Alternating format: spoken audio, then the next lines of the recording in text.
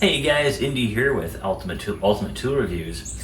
Well, I've got all the Makita outdoor power tools that I've been using now for almost 2 years.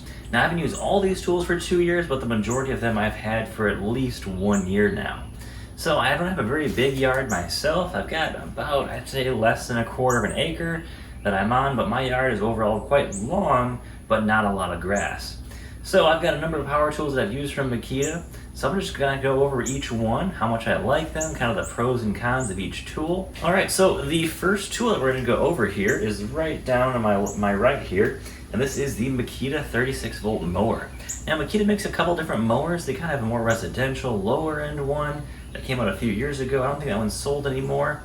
They've got at least 2 models above this one now that are self-propelled. This one was only $400, came with four 4-amp-hour batteries and a dual charger.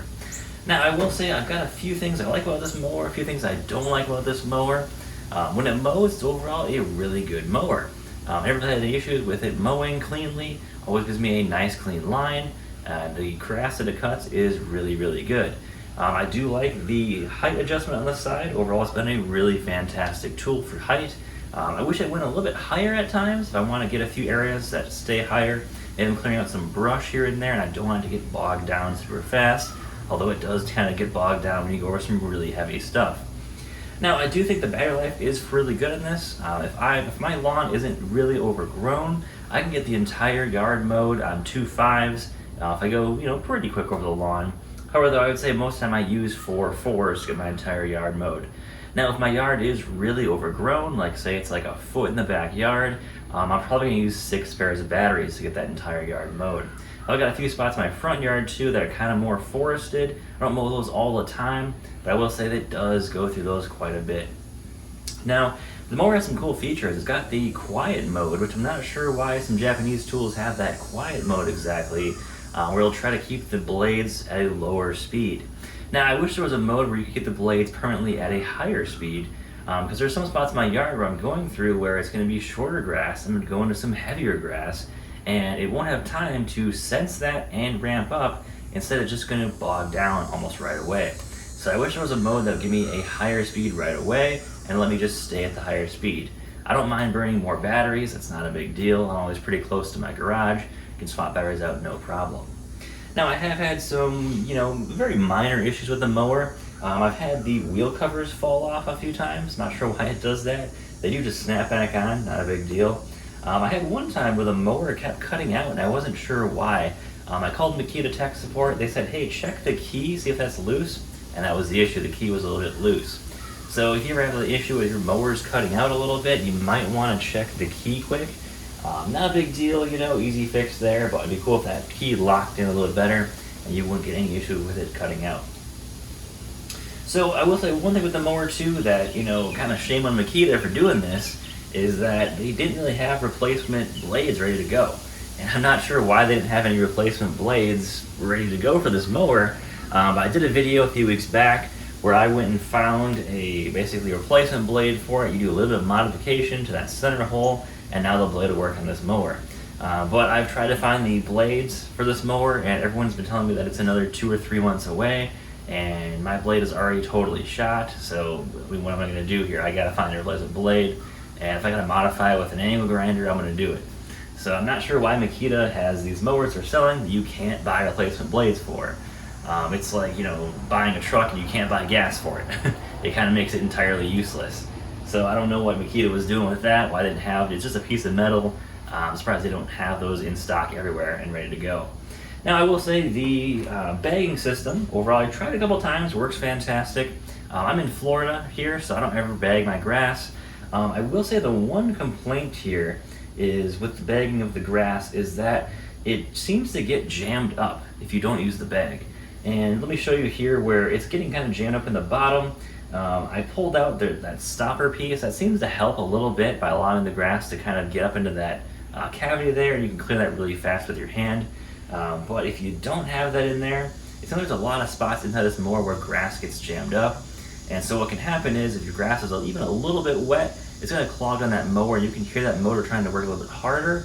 Also, at the same time, when you go to put it away, you're going to get clumps of grass that are going to be falling out of that mower once you put it back in the garage, unless you make sure you clean that thing out every single time. It's a little bit annoying. I wish they had a better way to seal that bottom mower deck better, so there's not just clumps of grass getting everywhere in there and just kind of clogging the whole thing up. So a little bit of annoyance there, but not a big deal. I will say, I do like the commercial deck on this thing. It seems to be holding up just phenomenally. I've had other mowers that seem to get a little bit rusty after even about a year here in Florida. We have higher humidity here, and that seems to cause issues. Overall, this mower has been fantastic when it comes to that. Reliability has been great as well too. Yeah, I really wish they would come up with, an XGT version of this mower. Give me some more power, but I don't want a single battery XGT version. I want a dual battery. And of course, we haven't heard anything about the XGT stuff just yet. I'm not gonna really get into XGT in this video too much as well. I haven't got over to XGT outdoor power tools at all yet, just because of price alone. So let's move on to the next few tools I've got here. I've got the Makita Chainsaws, and I've got two of the big 36-volt chainsaws, and I've got one of the smaller top-handle chainsaws. And I'm sure you're wondering, hey, why do I have two of the 36-volt chainsaws? Well, I've got two reasons why I have those.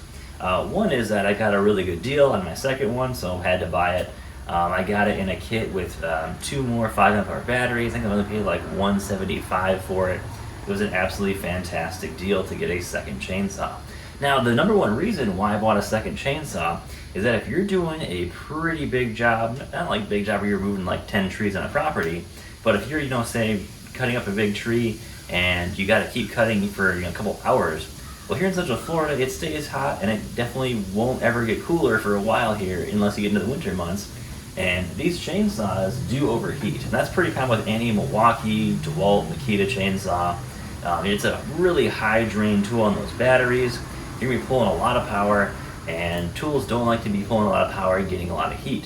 So having two of these chainsaws, you can actually run one, let it overheat, and then set it down, run the other one for another 10-20 minutes, and by the time that one overheats, your other one will be cool. So I've been doing that now for a little bit, and that seems to work really well. I know it seems expensive. I know if you're running a gas chainsaw, you're probably like, oh, I don't need to do that. But I'm just not a fan of gas. And I've got plenty of Makita batteries, and I don't mind using my batteries for cutting off stuff. It's really easy to use for me. And overall, it wasn't a terrible deal. I ended up getting basically 6 5 amp-hour batteries, 2 dual chargers, both chainsaws, and I paid right around $500 for the whole thing when you count both of them together. So not a bad deal for what that cost there. Now I did pick up the smaller chainsaw, and this thing has some mixed reviews. And I always kind of thought, it's $200.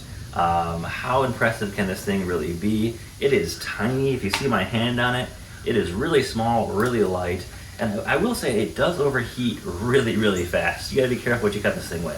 If you're cutting anything more than probably, I would say, maybe 4 or 5 inches thick, this thing is not gonna like it. Now, I will say what this thing works really, really well for, if you need to get into, say, like trimming up some larger bushes, you're just kind of cleaning up a few things after you've already cut stuff down, quick trims, you got a smaller tree in your property, it's absolutely fantastic. I've actually used this thing on a couple jobs now where I have a few clients who just had a few bushes that needed to get gone, and I was able to trim them up and get rid of them very fast. Without even pulling out one of the larger chainsaws, I can one-hand this thing, get into some smaller areas, and cut really, really fast. I do like it a lot. Now, one thing I will say, the difference between these two chainsaws I don't like about the 36-volt chainsaw compared to the 18-volt chainsaw is Makita has this basically tool-free chain tensioner and chain lock here, and it is really annoying to use. It is not a great design. It doesn't really like to stay on, and adjusting a chain with gloves on is a huge pain. Not my favorite design. I really wish they went to something like the DeWalt design where they had the 2 large knobs. That works really well. Or even the Makita design, which has a very similar to a professional design here, where you can basically just use a regular tool. And I like this design on the 18-volt chainsaw a lot better. It works a lot faster, it's a lot more durable, and just feels overall tougher and easier to use. So when it comes to the chainsaws, I think they're an absolutely fantastic deal. Now, I will say, you gotta understand the limits of gas and electric power tools. I don't use this thing I'm not a professional tree service. I just use it for helping some clients with cleaning up yards quick. The largest jobs I'll ever do with this is, maybe filling up a small trailer with some wood. I'm not cutting down an entire tree for them. I'm not removing a huge tree. It's going to be some, hour or less jobs. It's nothing for larger stuff. Now, if you're on a larger property, you've got a lot of larger trees, I would definitely say go gas. The cordless chainsaws are just not there yet. Now, does Makita make a good chainsaw? They do, but it's not going to be, pushing up into gas realm at all. But if you need smaller chainsaws, you don't want to deal with any mixing of gas. You want that chainsaw to start every single time, and you've got just a regular size property, the Makita chainsaws are absolutely the way to go. So let's move on here to the blowers. Now, I have both blowers here. And, I always thought it'd be kind of dumb to own both blowers. I wasn't, I kind of thought it'd be cool to get, the 36 volt blower. The 18 volt blower, you can generally find deals on this thing relatively easily. Tractor Supply Co. had this thing on sale for like $50 and free shipping, which was a great deal. I actually bought a second one. I sold my older one just for the newer warranty. And I use this thing actually when I clean out clients' gutters a lot. It's a really light, decently powerful blower. And it's easy to one-hand this thing, really easy to use, and overall I like it a lot. Now I wish it had some, attachments for the nozzle. I wish I could go to a shorter nozzle with this thing too, but it's, it kind of is what it is, and I think they did a really good job designing this thing. It works really well. Now it does, like the chainsaws, burn batteries relatively quickly. So at minimum, I would keep 2 batteries with this blower at all times, because you might think, oh, I'm just going to blow that off quick over there and then over there, and you've already got a dead battery. So definitely something to watch with these outdoor power tools, that they do burn batteries really, really quickly. Now for the 36 volt blower, I do like that it does seem to use batteries a little bit slower than the 18 volt blower. Now it's not necessarily going to be twice as powerful or have twice the runtime, but I feel like using both blowers, 36 volt blower actually will kind of leans more towards runtime than it does overall power. I'd say it's maybe 10 or 20% more powerful than the 18 volt blower, but you definitely get maybe 30 or 40% more runtime out of it. Now that does come at quite a cost though, is that you do gain a lot more weight with this blower. So that's the one downside. But they give you a few more options when it comes to, adjusting the amount of airflow you have, the speed is a lot more fine-tuned on this blower. But what I don't like about it though is that if I just want to set the other blower to half speed, it's really easy using the switch on the top. This one though, you have to actually adjust this round dial, and then you can adjust the trigger. So the trigger, even after adjusting the dial, is still a variable speed trigger. So there's lots of speed options, but it kind of makes it annoying if you want to get to, like, say, half speed. It means set it to 3 out of 6, then pull the trigger all the way down. Whereas the other one, you just pull the trigger to half and you're good to go. So it's kind of one of those things where it might be useful to you, it might not be useful. Now, I like the 36 volt blower. The hose here is a lot better than the 18 volt. It actually gives you options for pulling this thing off, and I've got a short blower here, which is pretty cool. It does come with 2 attachments, which is nice. I wish the 18 volt blower had some attachments with it. That'd be really cool, but it doesn't. So overall, the blowers are fantastic. You can always compare blowers. There's gonna be one of the more battery life, and one that's more powerful. But at the end of the day, a blower is gonna be a blower. As long as it kind of does the job, there you go. I'm not looking into pick up the most powerful blower I can buy.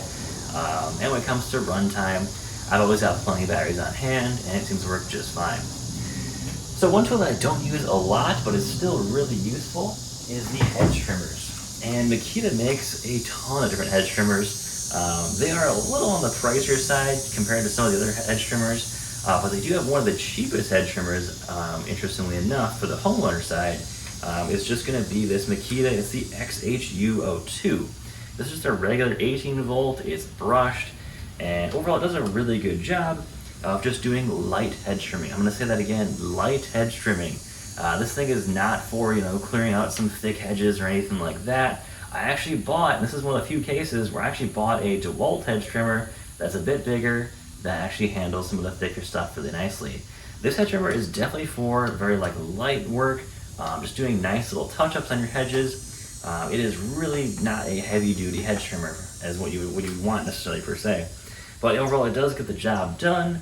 I just wish they made a little bit more heavy-duty hedge trimmer that wasn't $300 or $400. They've got the 36 volt hedge trimmers, which are fantastic that I've heard. They even have XGT hedge trimmers. There's a lot to choose from Makita, but you're definitely gonna pay for them. But it's just not something, a tool that I need a ton. I might pull this tool out maybe once a month at the most. I don't have a lot of hedge on my property. And the ones I need to kind of just rough cut, I kind of just grab my string trimmer, a small chainsaw, and kind of go to town on those then. But I do like this thing. It comes with a sleeve. A lot of other hedge trimmers don't. I know the Milwaukee actually does. The Milwaukee Fuel, I had that one for a while, and my only complaint and why I bought the Makita instead was because of the weight. This thing is quite a bit lighter than the Milwaukee, and it's got a lot better ergonomics for your hands, where my hands, if you're using this thing for like an hour straight to trim everything on your property, the Milwaukee just was like cramping my hands up. It was just way too heavy, way too hard to control, whereas the Makita is a lot lighter and easier to use. So I do like that a lot about the Makita, and it's just not a really tool I use a ton, but I definitely see where it is definitely really useful on my property. So I like it. Alright, so the next tool I have is the Makita 18 volt string trimmer. Now I've done a few videos on this thing already. One thing I did, it's not really a mod or anything to it, is I took the brush guard off down there, and it performs a lot better. I will say that you do trade off for performance with this thing in battery life. My property is relatively small, but I've got a few areas like behind my backyard fence I just trim up really fast. I can't fit my mower back there, so I use about 3 batteries on my string trimmer every time I trim my lawn. So you might want to upgrade to the 36 volt string trimmer if you got a relatively, regular to large size property. You don't get a ton of battery life from the 18 volt string trimmer, especially if you're using them pretty hard on a lot of stuff. If you're just trimming around your house, you should be able to do your entire house with at least one 5-hour battery, or even less than just using that one battery. Now the string trimmer I like a lot. I've actually had the Milwaukee and the DeWalt before. When it comes to string trimmers, I like just lightweight is probably my biggest thing. You gotta carry these around, you're carrying the entire tool weight with you, and you're maneuvering it around a lot. Now the Makita is super light. I think it had a bit more power than whatever DeWalt one that I was using, and overall I like it a lot. Just kind of a nice balance between power and weight.